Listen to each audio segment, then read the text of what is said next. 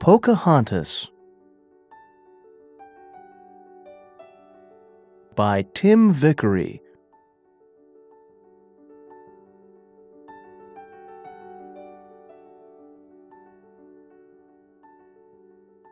Chapter 1. The English in Virginia. In January 1607, 3 ships left England and sailed to America. There were 150 men on the ships, and they wanted to find a new world in the West, a home in a new and exciting country. The ships were at sea for 4 months, and they arrived in Virginia on the 26th April 1607. After 4 long months at sea, the men were tired, ill, and hungry. But Virginia was beautiful. The sky was blue, and they could see rivers and flowers and forests of tall trees. The Englishmen were very happy.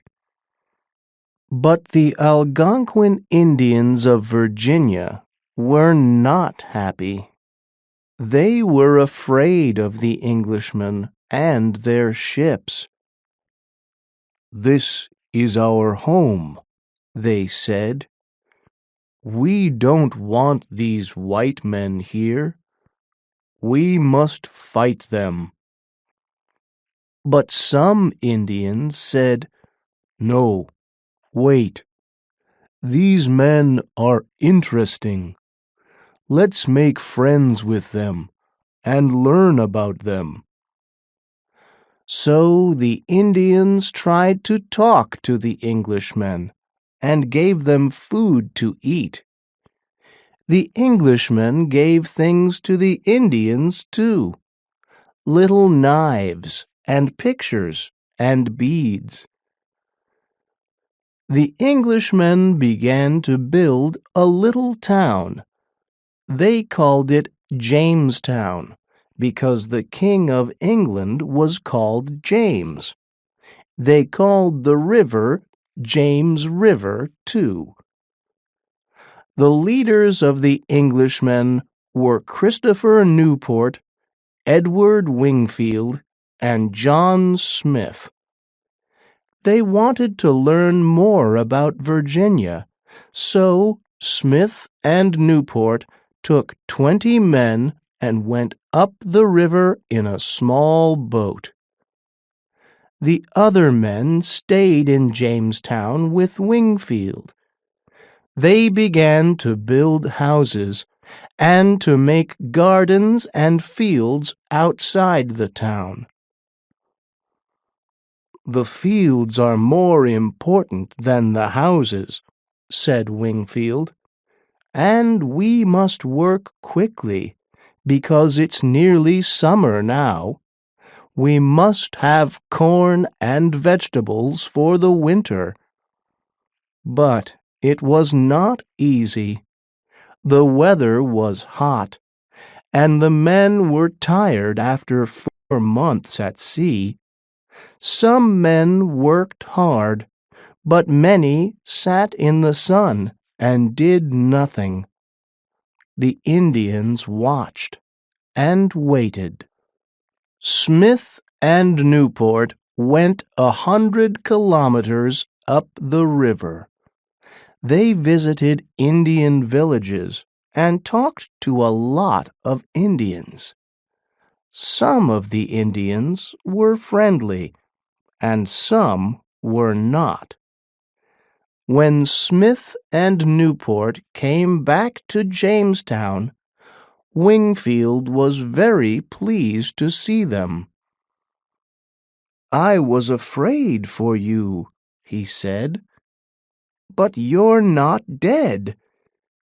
"No, of course not," said Smith. "What's the matter?" "It's the Indians," Wingfield said. "They're trying to kill us. Yesterday, they nearly killed me." "Well, what did you do?" Smith asked. "Our men have guns, and the Indians are very afraid of guns." "But there were hundreds of Indians," said Wingfield, "and we weren't ready. Our guns were on the ships." "Why?" asked Smith angrily. "The men must always be ready. They must carry their guns with them. The Indians tried to kill you because they weren't afraid of you." "Yes, but we must be nice to them," said Wingfield. "We can be friendly, but we must be careful first," said Smith. "We must build good walls round the town and put the big guns from the ships on them. Then the Indians can't kill us." For a month, everyone worked hard. They built walls round the town and moved the big guns from the ships. But the men were afraid to work in the fields because of the Indians, and the sun got hotter and hotter. In June, Newport went back to England with 2 of the ships. 105 men stayed in Jamestown. They had very little food. The corn from England was now bad, and the new corn in the fields was not ready.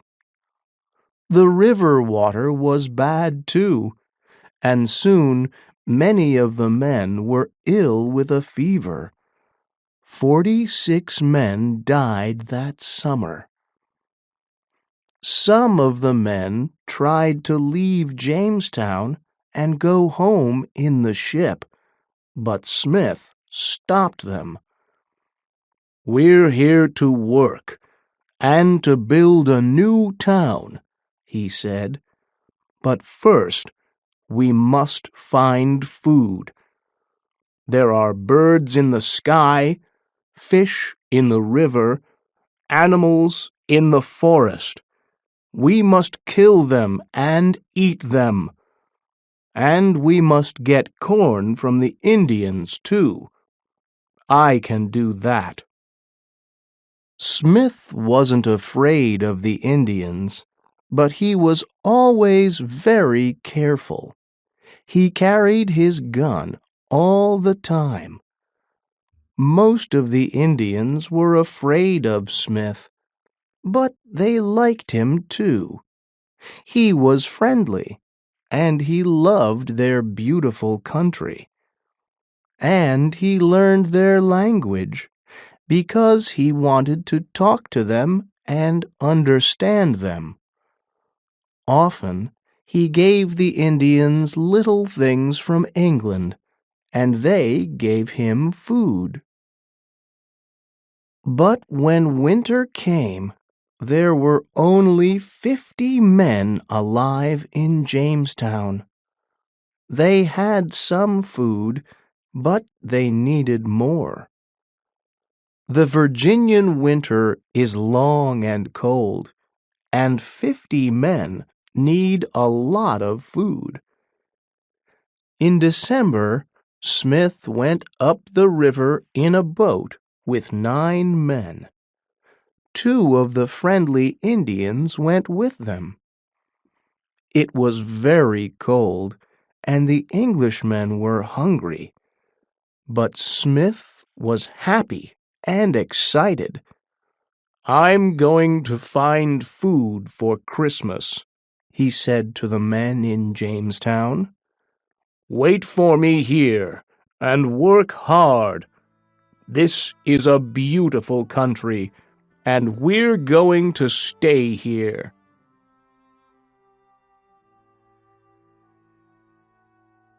Chapter 2 John Smith and Pocahontas.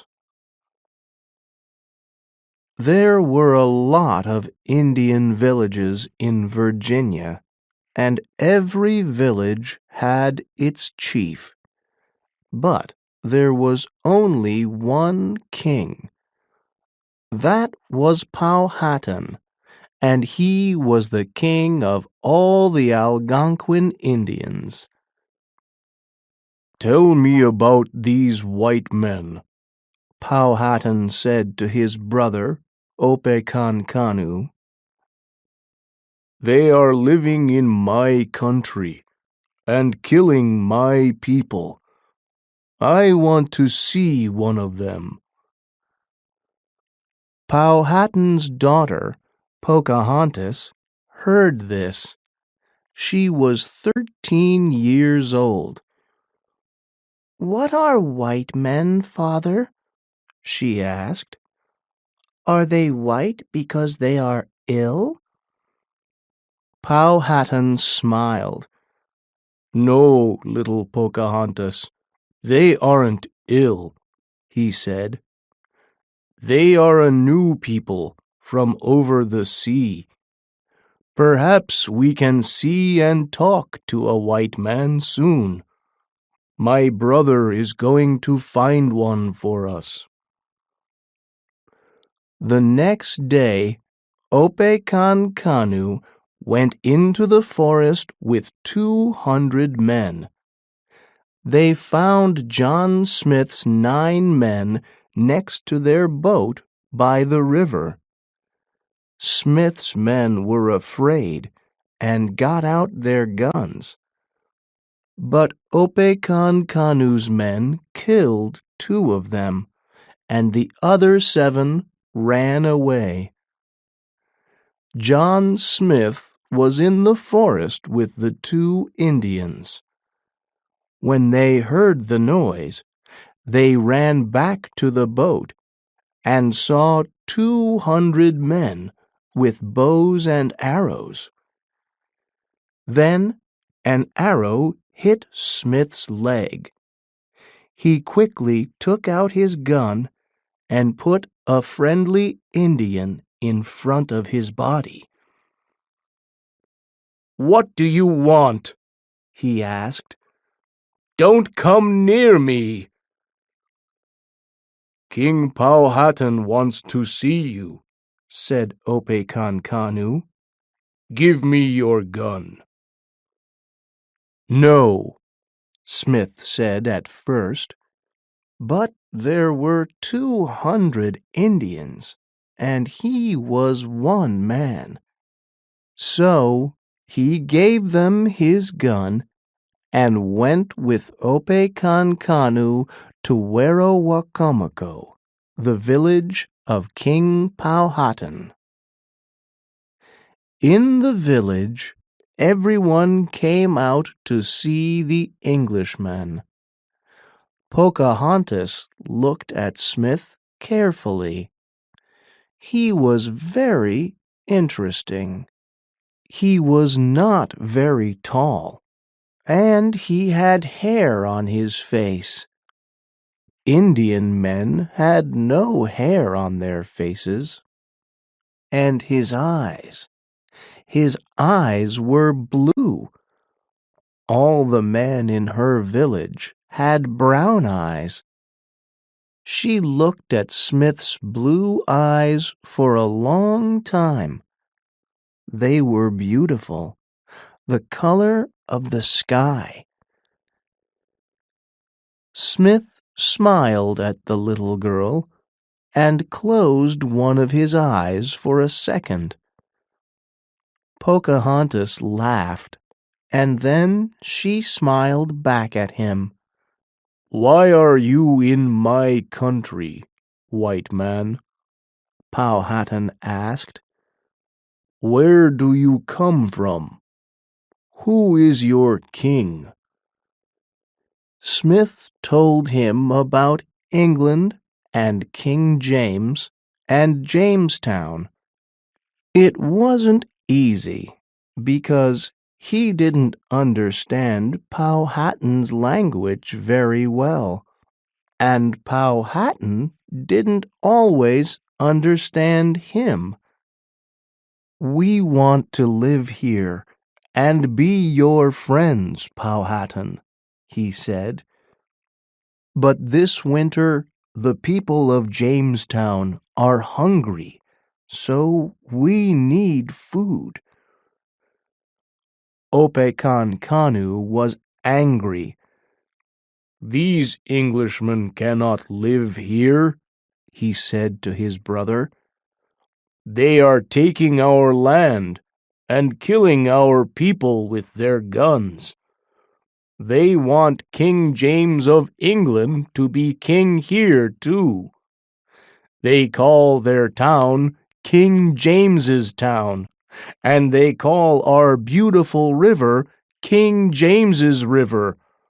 But what about us? This is our country. We live here, and our fathers and grandfathers lived here before us. We don't want the English or their King James. We must kill them all now." "Perhaps," Powhatan said, "but let's think first. The English have guns, so we need guns too.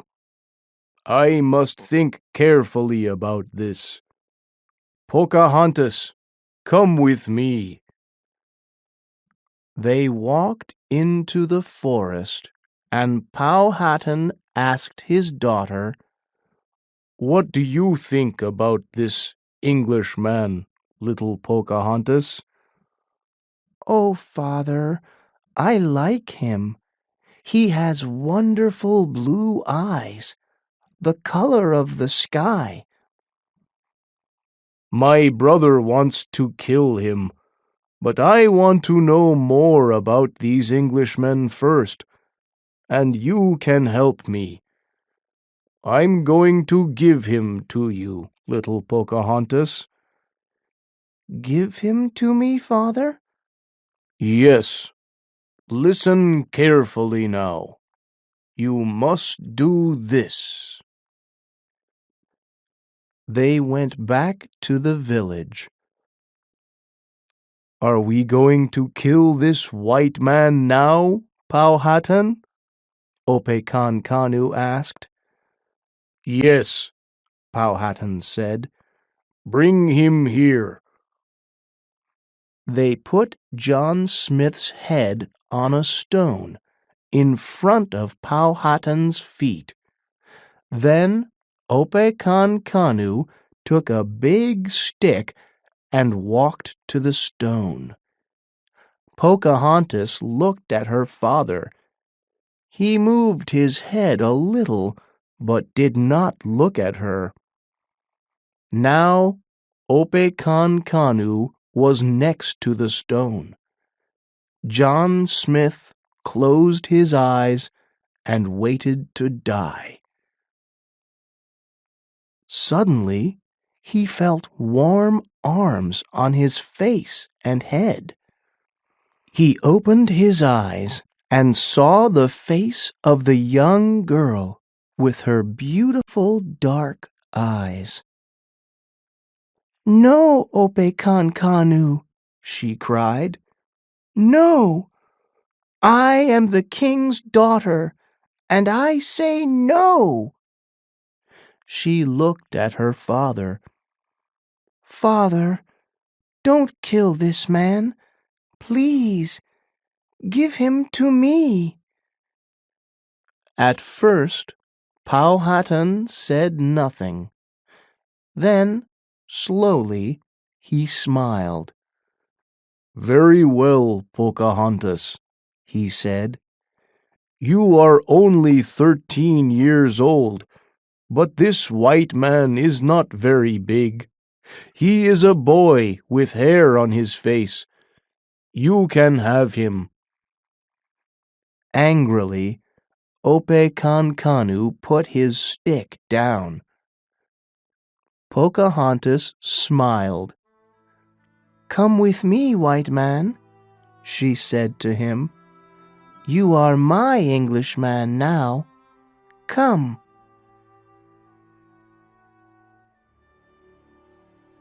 Chapter 3. A Friend for the English. John Smith stayed with Pocahontas for some days. She learned some English, and he learned more of her language. Soon they were good friends. But Powhatan's men watched Smith carefully, and he could not leave the village. Then, one day, Powhatan said, "You can go home to Jamestown, John Smith, but you must give me 2 of your big guns." John Smith did not like this, but he could not say no. So he went back to Jamestown, and Pocahontas, Opekankanu, and some Indians went with him. In Jamestown, Wingfield was not happy. "We can't give our big guns to the Indians," he said. "Then they can kill us with our guns." "It's all right," said Smith. "Wait." He took Opekankanu and his men to the guns on the town walls. "Now watch," he said. He put some gunpowder and some stones in the gun. "Put your hands over your ears," he said, "and look at that tree." Bang! Pocahontas closed her eyes. Then she opened them and looked at the tree. It wasn't there. "What happened?" she asked. "Where's the tree?" "I killed it with this gun," Smith said. He looked at Opekankanu. "This gun can kill 10 men, Opekankanu. Remember that. So, take your 2 guns."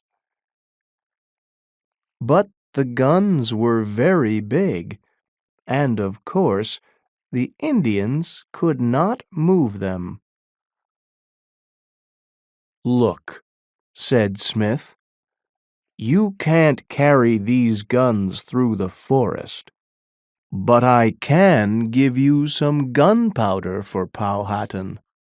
Here, take it. Be very careful with it." "Thank you," Opekankanu said. "But one day we want these big guns too. They are very important for us." "Perhaps," said Smith, "but we want to be your friends, and friends are better than guns."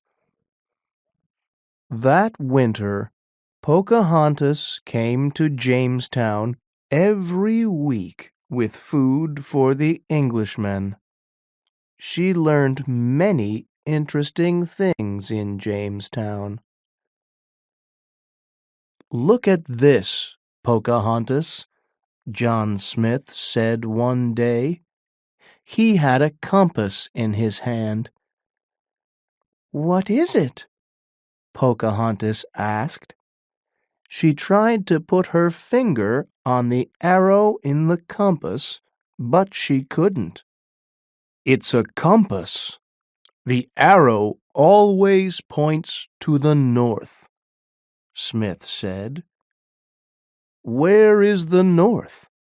Do you know?" "Of course I know. All my people know that." "Well, look. The arrow in the compass knows it too. Why can't I put my finger on it? Smith smiled. Because of the glass. You can see through glass, but you can't put your finger through it. Yes, she said slowly, but what is a compass for? It helps us in our ships when we can't see the sky, he said. Which way do we go? Where is the north? The compass tells us all that. Pocahontas was interested in everything. She loved to talk to John Smith, and she learned many things about England and the English. In March and April 1608, 2 more ships came to Jamestown. Powhatan asked Pocahontas about them. "How many Englishmen are there now?" he asked. There were 38 before the ships came, Father, but now there are about 150. It's spring now. They must sow corn and vegetables in their fields. Are they doing that? Yes, Father, but they aren't very good at it. This is a new country for them. They don't understand it. But they must have corn. Powhatan was angry. They need food for the winter. We can't give them our corn every year. And we kill animals, birds, and fish for our food. The English must learn to do that too. They are learning, Father, Pocahontas said. But most of these men come from towns in England. They don't know about these things. Well, they live here now, so they must learn, said Powhatan. Or they must give me guns. We have a lot of food in our village, but we need guns. I can give the Englishmen food, but they must give me guns first. Tell that to your English friends, Pocahontas.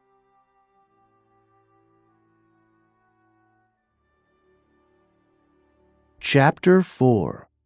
A Wife for John Smith. But the English didn't want to give Powhatan any guns.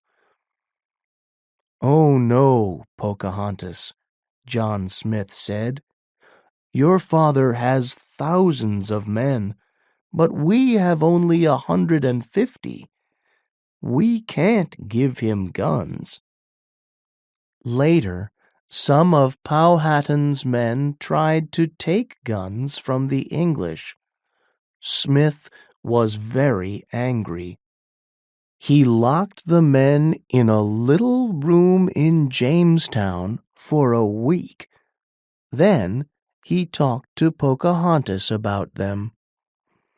"I'm very angry with these men, Pocahontas," he said, "but I'm not going to kill them, because your father didn't kill me in Werowocomoco. I'm going to give them to you. Take them home, Pocahontas." Pocahontas liked the English, and she often visited Jamestown. John Smith liked to teach her new things. "The sun, Pocahontas," he said one evening, "is a red ball in the sky. This world is a big round ball, too. 30 years ago, an Englishman called Francis Drake sailed round the world in a ship. Pocahontas laughed. But that's not true. Of course the world isn't a ball. Why does the sea stay on it, then? Smith smiled. Oh, I can tell you. Listen. He talked well, so it was easy to understand him. Pocahontas listened and watched his beautiful blue eyes. She was 14 years old, and for her, John Smith was the most exciting man in the world. "Do you have a wife, John Smith?" she asked one day. "No," he said slowly. "Why do you ask?" "Oh, because one day I must have a husband, and—" She did not finish, but John Smith understood. "Pocahontas," he said carefully, "you are only 14 years old, and I'm 28, and the daughter of the king must marry somebody important." "You are an important man in Jamestown," she said quickly, "and my people and your people must learn to be friends. A husband and wife can—" "Stop." He put his finger on her mouth. "Pocahontas, I like you very much, but I'm not the right husband for you, and I don't know a lot about women." "I can teach you about that," she said. He looked at her in surprise and laughed. She was angry when he laughed. "I'm nearly 15. In my village, a girl can have a husband when she is 15. Why are you laughing?" "I'm sorry," he said. "You are a beautiful, interesting girl, Pocahontas, but you are only a child." "I'm not a child. You're afraid of me because I'm a king's daughter, and I want you for my husband." Pocahontas was angry and unhappy. She went away, back to her father's village, and she didn't visit John Smith again for 2 months. But she thought about him every day. There was only one man in the world for Pocahontas, and that was John Smith. And in Jamestown, perhaps John Smith thought about Pocahontas too. Chapter 5. Where is John Smith? In the winter of 1608, the English in Jamestown were hungry again. So John Smith went to Werowocomoco and asked Powhatan for corn. He took many beautiful glass beads with him because the Indians loved these things. But Powhatan wanted more than beads.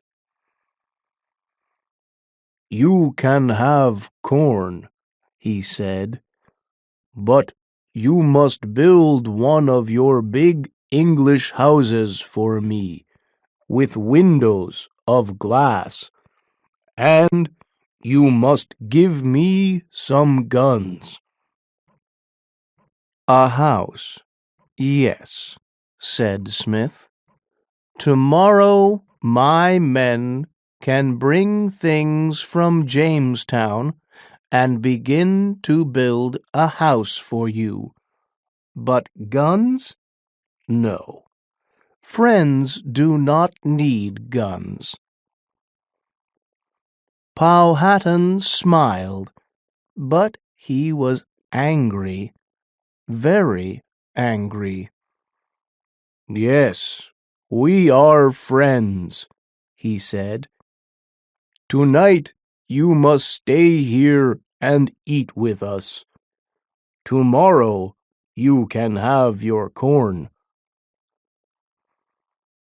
That night Pocahontas came to John Smith. She was afraid. "My father is angry," she said. "He wants to kill you and all your men. You must be careful." John Smith took her hands. "What a good friend you are, Pocahontas," he said. "How can I thank you?" Pocahontas looked into his blue eyes. "You are my king," she said quietly. "My king, now and always." So Smith and his men carried their guns all the time, and they watched very carefully. The next morning, Opekankanu and his women came with the corn. "There is your corn," Opekankanu said. "Now, give us your guns." He smiled. "Look behind you." Smith looked, and 700 Indians came out of the forest with bows and arrows. "How can 10 men fight 700? In a second, John Smith had his hand in Opekankanu's hair, and his gun in Opekankanu's face. "My gun can kill you," he said angrily, "before an arrow can get to me." He looked at Opekankanu's men. "Do you want Opekankanu to die?" he called. The Indians were afraid of John Smith. To them, he was a king, and it is not easy to. The man laughed. "A letter for you, little girl? But you can't read. Why? Is it important?" "No," she said, "it's not important." But of course it was. She went away into the forest and cried for a long time. Where was John Smith, her Englishman with blue eyes, the color of the sky? Chapter 6. A Husband for Pocahontas. For 4 years after that, things were very bad. Sometimes Pocahontas tried to help the English, but to Powhatan and Opekankanu, the English were enemies, and they wanted to kill them all. Powhatan gave the English no more corn. His men came at night to Jamestown and took guns and other things. When they found Englishmen in the forest or by the river, they killed them and took their guns. And so Powhatan now had many guns in Werowocomoco. The new leaders of Jamestown were very unhappy about this. "How can we stop Powhatan?" they said. "We must get those guns back from him." "We need to take a hostage," said a man called Samuel Argall, one of the chiefs, or somebody important from Powhatan's family. "Then we can talk to Powhatan. We can give him back the hostage when he gives us the guns, but not before. Powhatan has a daughter, Pocahontas," said an older man. "He loves her very much, they say." In 1613, Pocahontas was 19. She lived now with her father's friend, Iapassus, and his wife. Iapassus was friendly with the English, and so it was easy for Samuel Argall. He came to Iapassus's village in his ship. "I have many beautiful things from England in my ship," he told Iapassus. "They are all for you, but first you must give me something. You must bring Pocahontas onto my ship and leave her here." So Iapassus took Pocahontas onto the ship, and Argall locked her in a room. Pocahontas was very angry. "I'm sorry," Argall said to her, "but you must come with me to Jamestown. Your father must stop fighting us, and he must give us back our guns. Then you can go home." So Pocahontas went to Jamestown and stayed there. At first, Powhatan was angry. He wanted his daughter. But then he looked at his guns, and he wanted them more than his daughter. "We can kill the English with these guns," he said to Opekankanu. "Pocahontas likes the English. She can stay in Jamestown, and the guns can stay here." There were many women in Jamestown now, and Pocahontas soon made new friends. The English women liked her very much. She stayed in their houses, played with their children, and spoke English all the time. After some months, one of her new friends asked her, "Are you happy here with us, Pocahontas? Would you like to go home to your people?" "The English are my people now," said Pocahontas. "But perhaps one day your father," said her friend. "My father," said Pocahontas, "likes his guns better than his daughter. They are more important to him. This is my home now, and I am very happy here." One of her new friends was a man called John Rolfe. Pocahontas liked him. Rolfe was a tall man with brown eyes. He liked Pocahontas too, and visited her nearly every day. He smiled a lot and often laughed happily. One day he said, "Pocahontas, I have something important to say to you. We are good friends, I think, and, well, we can be more than friends. I need a wife, Pocahontas, and you are the most beautiful woman in Jamestown, and the most interesting woman, too. I love you, Pocahontas, and I want to marry you."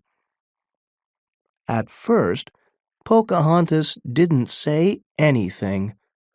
John Rolfe was a nice man, but a long time ago, she remembered, she wanted to be the wife of a different John.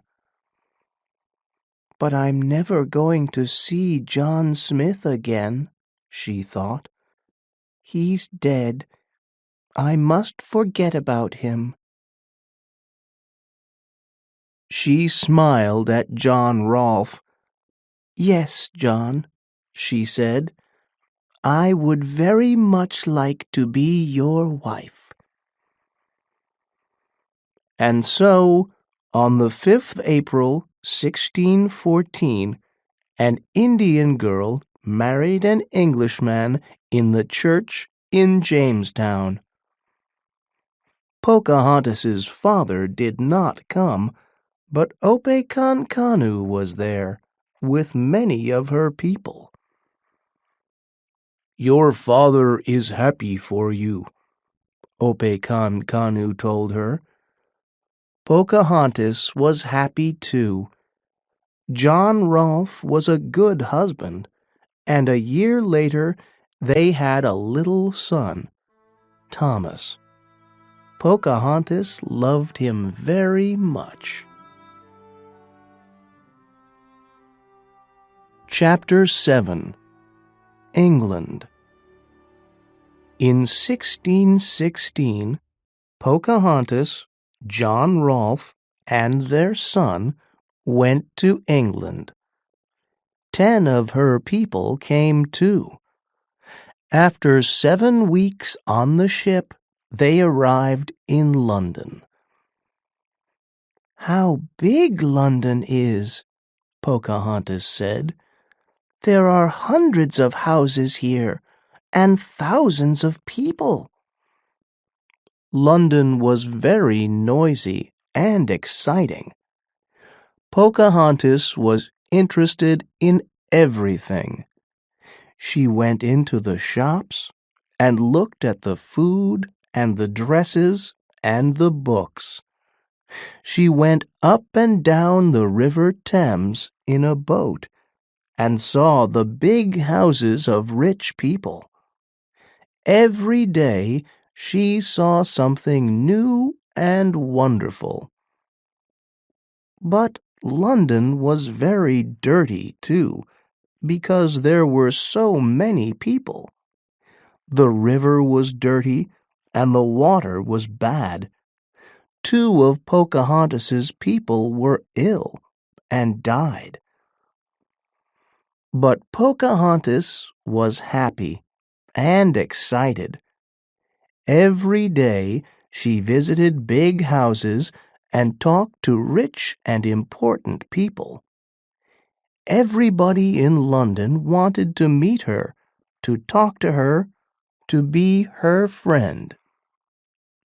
The King and Queen of England heard about John Rolfe's wife, the Indian girl from Virginia, and they wanted to meet her too. So one day Pocahontas went to visit King James and Queen Anne.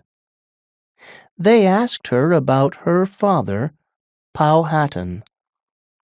"My father is the king of the Algonquin people," she said. "He has many men and villages, but our country is quieter than England. Our people understand the forest and the animals and the rivers. You can learn from us, and we can learn from you too. We must be friends." "Of course we must," King James said. "Jamestown has my name, so I'm very interested in it." They talked for some time, and then his wife, Queen Anne, said, "I have a letter about you, Pocahontas. It's from a man called John Smith. He was your friend, he says, when you were a little girl. Is that true?" For a second or two, Pocahontas could not speak. Then she said, "A letter from John Smith? But he's dead." Queen Anne smiled. "Dead? No, he's here in England. Look, here is the letter." The Queen looked at Pocahontas. "What's the matter, my dear? Are you ill?" "No, no, I'm all right. I'm very happy." But that night, Pocahontas could not sleep. She was very excited. John Smith was not dead. He was alive and in England. But where? 2 days later, John Smith came to see her. He was older, of course, but she remembered him. A little man, not tall, but interesting, exciting, alive. He smiled at her with those beautiful blue eyes. "Hello, Pocahontas," he said. "Do you remember me?" How could she forget him? She looked at him, but said nothing. John Rolfe watched them. "It's John Smith, my dear," he said. "Are you happy to see him?" But Pocahontas was not happy. "No," she said. "I'm sorry. No." She looked out of the window at nothing. She couldn't look at John Smith.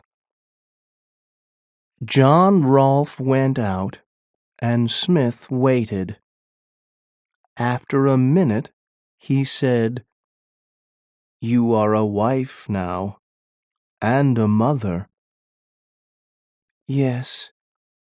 Pocahontas looked at him and tried to smile. "Do I look different?" he asked. "I'm older, I know." "No, you don't look different," she said. "But why did you go away from Virginia?" "I had an accident," he said. "I was very ill. So I came back to England, and after 2 years I got better." "In Jamestown, they told me you were dead." "Dead? No, not me." "But you didn't tell me. You didn't write me a letter. Not one letter in 8 years, John Smith." "But you were a child, Pocahontas. You couldn't read." "Well, I can read now," she said angrily. "Perhaps I was a child, John Smith, but my father gave you to me that day in my father's village long ago. Do you remember? That day was the beginning of my love for you." He looked at her sadly with those beautiful blue eyes, and she was a child again. She remembered everything. "You didn't love me," she said. "You never loved me."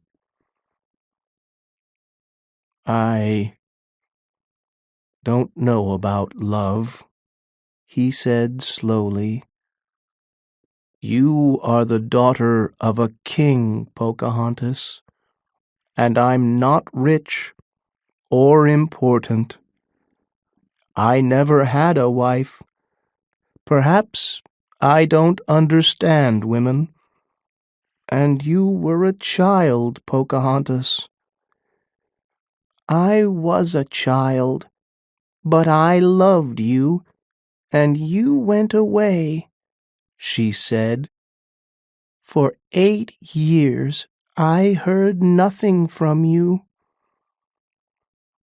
For a long time he said nothing. Then he said, "I'm sorry, Pocahontas. I was wrong. I loved you so much," she said sadly. Then the door opened, and her little son Thomas came in. "But now I have a son and a husband," she said, "and they love me. You and I cannot be friends. Goodbye, John Smith." "Goodbye, Pocahontas." He looked at her for a minute and then walked out of the door. She never saw him again. 6 months later, John Rolfe said, "We must go back to Virginia, my dear. My work is waiting for me there, and you need the warm sun of Virginia too." It was true. Pocahontas was now ill, and the cold rain of the English winter was not good for her. But she said nothing and got ready to leave. The ship went down the river from London to a town called Gravesend, near the sea. But when they got there, Pocahontas was very ill, and she could not move. John Rolfe sat by his wife's bed and watched her face sadly. She smiled at him. "Goodbye, John. I am going home, home to the forests and rivers of my country." Pocahontas died in Gravesend in March 1617. She is famous for 2 things. She was the first American woman to marry an Englishman and come to England, and she was a good friend to the English when they first went to Virginia. Her husband, John Rolfe, went back to Virginia and married an Englishwoman there. He died in Virginia in 1622. Pocahontas's son, Thomas, lived with the Rolfe family in England when he was a child, but in 1635 he went to live in Virginia. John Smith did not leave England again. He wrote many interesting books about America, and he wrote about Pocahontas in those books. He lived until 1631, but he never had a wife. Perhaps he could not forget the sad, dark eyes of Pocahontas when she said goodbye to him for the last time.